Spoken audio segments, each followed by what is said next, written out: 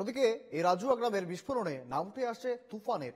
এই তুফান চৌধুরী কে? তিনি তুফান চৌধুরী 3 দশক আগে জেল থেকে ছাড়া পায়। ঘটনার পর জখম অবস্থায় পালানোর চেষ্টা করে তুফান।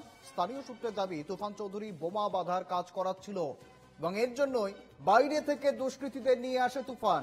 স্থানীয়দের দাবি এমনটাই। কি কারণে বোমা তৈরি করা হচ্ছিল খতিয়ে দেখছে পুলিশ। তুফান সুস্থ হয়ে উঠলে তাকে জিজ্ঞাসাবাদ করা হবে, খবর পুলিশ সূত্রে।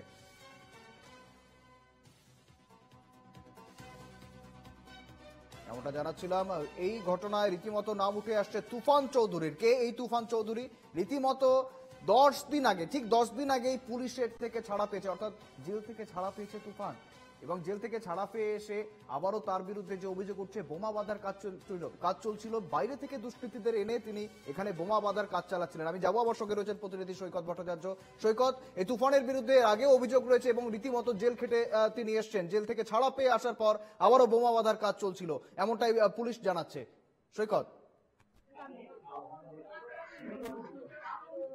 দেখো, পুলিশ সূত্রে যেটা জানা যাচ্ছে যে এই তুফান চৌধুরী যে কিন্তু একদম এই বোম বিস্ফোরণের ঘটনায় আহত হয়ে কাটোয়া মহকুমা হাসপাতালে চিকিৎসাধীন রয়েছে। তার একদম শরীরের বাঁ দিকের অংশ একদম মুখ থেকে পা পর্যন্ত বোমের ছিটাতে ঝলসে গিয়েছে এবং সে কাটোয়া মহকুমা হাসপাতালে পুলিশ সেলেতেই সে চিকিৎসাধীন রয়েছে। এবং যেটা জানা যাচ্ছে সে কিন্তু এই গ্রামেরই বাসিন্দা এবং গত 10 দিন মাত্র আগে অন্য একটি মামলায় সে জেল খেটেছিল এবং 10 দিন আগেই সে জেল থেকে ফেরত এসেছে এবং 10 দিনের মাথায় জেল থেকে ফেরত এসেছে আবার কিন্তু এই ধরনের অপরাধমূলক দুষ্কৃতিমূলক কাজের সাথে যুক্ত হয়ে গেছে। এবং যে মারা গেছে সে কিন্তু স্থানীয় বাসিন্দা নয়। যেটা জানা যাচ্ছে স্থানীয় বাসিন্দাদের সূত্রে, সে কিন্তু মারা গিয়েছে, একদম স্পট ডেট হয়ে গিয়েছে তার। এবং এই সমস্ত লোকেদেরকে বাইরে থেকে এনে তুফান চৌধুরী এখানে এই সমস্ত কাজকর্ম করাচ্ছিল বলে কিন্তু পুলিশ সূত্রে জানা যাচ্ছে। সৈকত, এর আগে মূলত তাকে ঠিক কি কারণে গ্রেফতার করা হয়েছিল, কি কারণে সে জেলে গিয়েছিল? দেখো, আগে বিভিন্ন রকমের অপরাধমূলক ঘটনার জন্য তাকে জেলে পাঠানো হয়েছিল। তার নামে অনেকগুলি মামলা রয়েছে কাটোয়া থানায়, এমনটাই জানাচ্ছে পুলিশ। সৈকত, পাশাপাশি যেটা প্রশ্ন রয়েছে তার সঙ্গে কি কোনো রাজনৈতিক দলের যোগাযোগ রয়েছে? পাশাপাশি কি কারণে এই বোমা তৈরি করা হচ্ছিল, কাদের জন্য?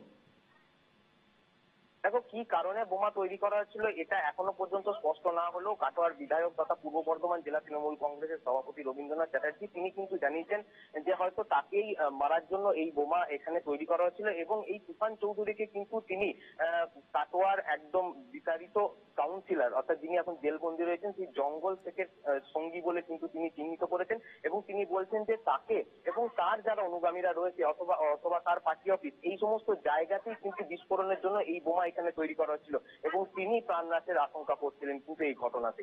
সুমিত, একেবারেই। সৈকত, তোমাকে ধন্যবাদ অনেক। আমার সঙ্গে ছিলেন প্রতিনিধি সৈকত ভট্টাচার্য।